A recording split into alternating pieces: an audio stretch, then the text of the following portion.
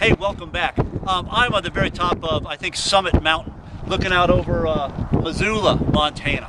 Now, I got to tell you, man, I spent a lot of time in the eastern side of the state. It's my first time in the west. And it started out yesterday down in Dillon, where I did a service project with students, cleaning up the Beaverhead River, but then working with Campus Compact to talk with students from all over the state about their collective future in the nonprofit sector as a potential job opportunity for them. But now I'm in Missoula, man, and I got to tell you, I've spent an amazing day, and I'll be here all tomorrow, and I've met with countless nonprofit leaders.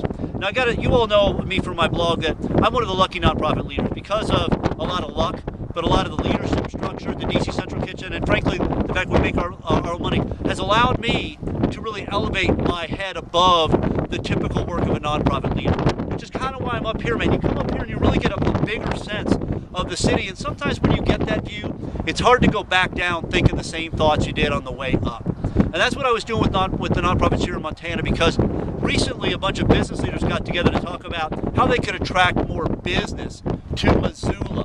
And they looked at the city and they did a sense of, what are we offering here? And interesting enough, I went over to the chamber today, where some of the nonprofits are members, by the way, Smart Business.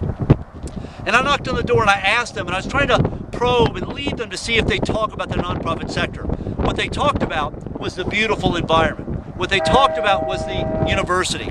What they talked about was arts. What they talked about is music and houses of faith. What they didn't say is that's a vibrant nonprofit sector. You know, really, right up the road in Butte a couple of decades ago, the copper mine fell out and the Clark's Fork River was polluted. Nonprofits clean that river up. And the reason this is such an environmentally beautiful area is because of environmentalist work.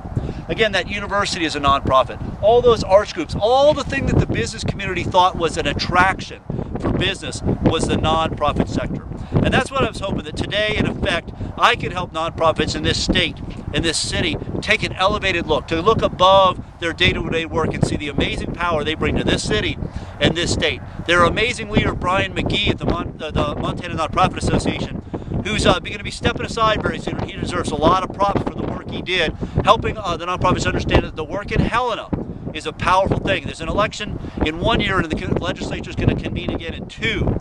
That's where I hope nonprofits will go. Again, to take their message that nonprofits are a powerful part of the economy and they're the key to the future of this great state. I'll see you there.